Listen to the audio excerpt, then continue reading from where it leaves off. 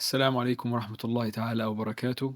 بسم الله والحمد لله والصلاة والسلام على رسول الله وعلى آله وصحبه أجمعين.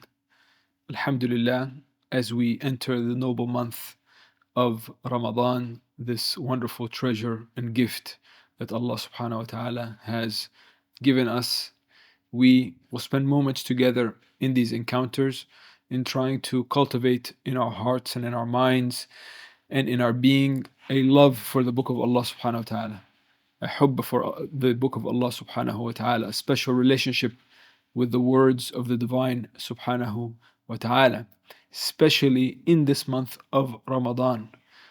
Quran is always very special, very reverent, very beautiful, very important, but especially in the month of Ramadan, because as Allah subhanahu wa ta'ala describes this month, Shahr Ramadan, alladhi unzila fihi al-Qur'an. As He describes this month of Ramadan, the first characteristic, the first attribute of this month is that it is the month that the Qur'an was revealed. This revelation began in the month of Ramadan. This awesome event of the communication from the divine, from the infinite subhanahu wa ta'ala to mankind, to creation, happened in this very month. And thus it is even more special that we speak about the Quran in the month of Ramadan. And Rasulullah sallallahu ta'ala alayhi wa alihi wa sahbihi wasallam, in the month of Ramadan, every night he would recite the Quran back to Sayyidina Jibreel. Therefore, again, a special relationship between Ramadan and the book of Allah subhanahu wa ta'ala. And all throughout our noble Islamic history, the very special men and women of this ummah, so many of them, they made sure to engage with this in a special way with the book of Allah, especially in the month of Ramadan, the month that they recited much more the book of Allah subhanahu wa ta'ala, where they would put down even ulama, they would put down other books of ilm, other studies, other lessons, teaching, and so on, just to be committed to the book of Allah subhanahu wa ta'ala in the month of Ramadan. And they did incredible things. The likes of Imam al-Shafi'i radiallahu anhu, he would complete the recitation of the whole Quran 60 times during the month of Ramadan. Can you believe that? And indeed it's true. 60 times in the month of Ramadan. That means every day with its night, he would complete two khatamat of the Quran. He would complete that in one night. How was that possible? Sayyidina Uthman radiallahu anhu, the great Sahabi and Khalifa of Rasulullah sallallahu ta'ala alayhi wa alihi wa sahbihi wasallam, would complete, and he completed the Quran in a single rak'ah of salah. Allahu Akbar.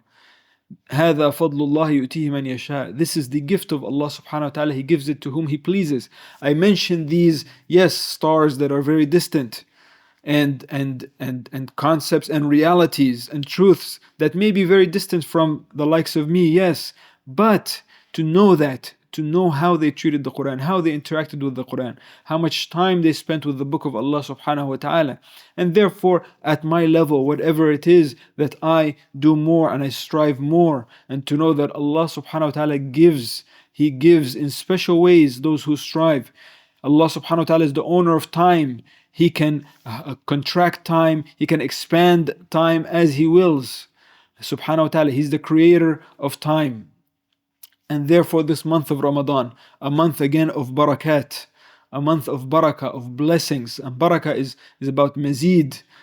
Tabarruk is talab al-mazid, bita'zimi ma 'azzamahu Allah, to seek more by giving and revering what Allah subhanahu wa ta'ala has revered. And when this is the month, as Rasulullah sallallahu alayhi wa sallam describes it, as shahrun azimun mubarak, a great month and a mubarak month. In other words, there's barakah, there's something special about this month. Things that took a long time suddenly take much less. Actions that I thought were not possible for me now become possible. because of barakah, because Allah subhanahu wa ta'ala again is the controller and the owner of time and space, and you and I and our hearts and our abilities, and He does what He wants, and He gives what He pleases subhanahu wa ta'ala to whom He pleases. So Shahrul Mubarak. In this month, for example, the nafila, the supererogatory actions, something that I don't have to do, is not obligatory to do, is counted in reward as if something that is obligatory. In other words, the reward is magnified. Something that is obligatory, something that is fard, counts as 70 times that fard. Again, barakah, gifts, giving. Allah subhanahu wa ta'ala made it so that He has special times, special places, special people, special occasions where He gives in even more special ways. Inna لربكم في أيام دهركم لنفحات. As also the text teaches that in the time that Allah subhanahu wa ta'ala created, there are nafahat, there are these breezes. Imagine these cool spiritual breezes that Allah subhanahu wa ta'ala sends to us. ألا فتعرضوا لها. Then therefore expose yourself to those nafahat, to those breezes. It's a breeze that's coming. It's a breeze, it's light, it's easy. It's not through any effort of my own. It's a breeze that comes. All I have to do is expose myself to it. And that's what Ramadan is. I need to expose myself to Ramadan, to the gifts of Ramadan, by being where I should be, by being inside in the state that I should be, and being outside where Allah subhanahu wa ta'ala loves me to be. And this month of Ramadan, as you know, dear companions, is a month that there is a special existence. There's a different existence in the month of Ramadan. What maybe I can call a Ramadani world. The Ramadani world, the Ramadani existence is different than the outside of the Ramadan world. It's a different world because He said sallallahu alayhi wa sallam, إذا جاء رمضان فتحت أبواب الجنة وغلقت أبواب النار وصفدت الشياطين. That when Ramadan comes, when the month of Ramadan comes, the gates of Jannah are open, the gates of Jahannam are closed, and the Shayateen are chained. What does that mean? The gates of Jannah are open. This is a reality that happens in Ramadan. We live in that reality within Ramadan. We live in that world. A world where the gates of Jannah are open. That they weren't open before, but in Ramadan they are. And what does that mean? You can imagine. For example, it's like Allah subhanahu wa ta'ala is telling us, come in. You know, for a guest, when you open the door for them, when they come, you should open the door wide. If you open it just a little bit, then that's sending the message that don't come. I don't want to accept you. But when you open wide and you move to the side, you say, Ahlan wa sahlan, come in. It is as if Allah subhanahu wa ta'ala is telling us in Ramadan, this is your time. Come, enter into my rahmah, enter into my Jannah. And therefore, those breezes of Ramadan, as related to the text that we just mentioned, also you can connect the two. Those breezes that come in Ramadan from Jannah, those spiritual sense of Jannah, the ease that comes, that we experience in Ramadan. Isn't it so that, again, things that I could not do or had difficulty doing outside of Ramadan, suddenly I can? Siyam is much easier in Ramadan. Qiyam is much easier in Ramadan. Tilawatul Quran is much easier in Ramadan. Why is that? Because I'm in a different existence in Ramadan. Jahannam is closed, as if it's telling me, and as if Allah is telling me that this is not the time to do things that would lead one in that direction. It's closed. You know, it's not operational, it's closed. Don't come now, it's not your time, it's closed. Jannah is open, go there, do the actions that will get you there. And Shayateen are chained. Shayateen are chained. The enemy of the human being, the number one enemy, الشيطان إنه لكم عدو. Allah subhanahu wa ta'ala tells us, إن الشيطان لكم عدو فاتخذوه عدوا. Take him as an enemy, he's your enemy. That adu is chained during this month. And maradatul jinn and shayateen and are chained during this month. Meaning what? Meaning again to facilitate for me my quest to Allah subhanahu wa ta'ala, to make it easier for me by removing that variable, that enemy of shaitan, so that all I have to deal with now is what? My own nafs. Because shaitan is chained, and therefore when I do wrong in Ramadan, I can't blame shaitan anymore, because I know shaitan is chained. It's my own nafs, and then I could learn about myself and the nature of my nafs, and that's a gift also to know that, to therefore work on it. And therefore, this Ramadani world that we are entering and have entered in Ramadan, it's a different world that I should take advantage of.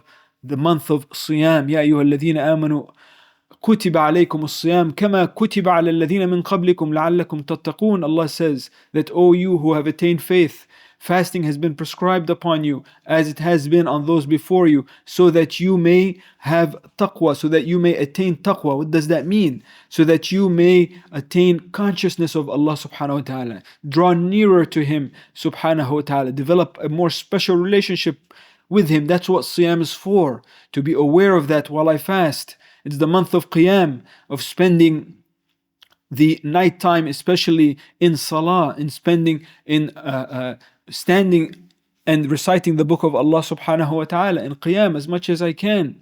And the one who does that, man sama Ramadan, and in another text, man qama Ramadan, imanan wa ihtisaban, ghufira lahu ma taqaddama min dhanbi. The one who fasts Ramadan, or is up in Qiyam in Ramadan, and does so imanan, with belief, and ihtisaban, expecting reward. In other words, aware. I'm not just doing it because of habit. I'm doing it with an awareness, with a purpose. Imanan wa ihtisaban, ghufira lahu ma taqaddama min dhanbi. Such a person, their sins, his sins, her sins are forgiven. ومن قام ليلة القدر إيمانا واحتسابا غفر له ما تقدم من ذنبه. Also the one who stands in salah and spends time in ibadah on the night of Qadr, the night of power, that special night that is found in Ramadan. The one who does that, again, إيمانا واحتسابا, their sins are forgiven. All this and all these gifts are in Ramadan. Ramadan is a time for sadaqat, for giving and charity. كان صلى الله عليه وسلم أجود الناس.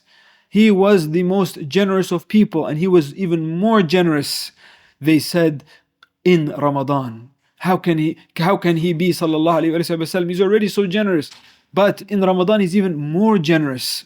It's the month of Silat al-Arham, of connecting the ties of kinship, of remembering the poor and the weak and the destitute. It's a month of the Quran, again spending time as much as possible with the Quran, with quality, as if I'm hearing it for the first time, as if I'm reciting it for the first time. Shahr Ramadan, alladhi unzila fihi al-Qur'an. Allah subhanahu wa ta'ala says about the Quran, نزل به الروح الأمين على قلبك.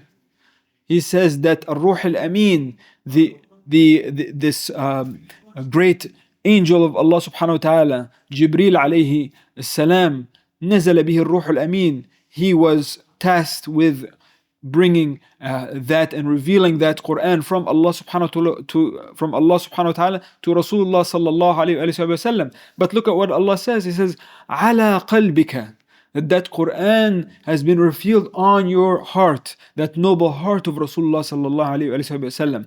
Perhaps here as an indication to teach us that where Quran should land, not simply on my ears or through my ears, or simply at the tip of my tongues only, but ala qalbika, on the heart, in the very deep recesses of who I am. That's where Quran should reside. That's when I hear it, I should remember this ayah and try to imagine it being revealed to my heart. And thus, my dear sisters and brothers, حفظكم جميعا, to spend more time listening to the Quran, reciting the book of Allah subhanahu wa ta'ala, more time in memorizing, committing the book of Allah subhanahu wa ta'ala as much as I can, even a few ayat of hifdh. Those who have memorized and are memorizing, to review also. That's the time for that. There's a lot of barakah in that. To ponder the meanings of the Quran, to ponder its meanings, and to take it as the ultimate dars, the ultimate lesson. I could attend many different types of halaqat and ilm, but the best of which is the book of Allah subhanahu wa ta'ala. That dars, that lesson, to try as much as I can to ponder its meanings, to reflect on its meanings, and therefore to apply its meanings and to live the Quran. And أتخلق بخلق القرآن, that my akhlaq becomes the akhlaq of the Quran, that I revere the book of Allah, and that I love the book of Allah subhanahu wa ta'ala. And Ramadan is a few days. Allah calls it ayyaman ma'adudat, a few counted days. Before we know it, it's gone. starts, and before we know it, it leaves. And therefore may we be of those who take advantage of every second of this noble month, of this noble gift of Allah subhanahu wa ta'ala. Wa sallallahu wa sallim wa barik ala Sayyidina Muhammad wa ala alihi wa sahbihi ajma'in. Wassalamu alaikum wa rahmatullahi wa barakatuh.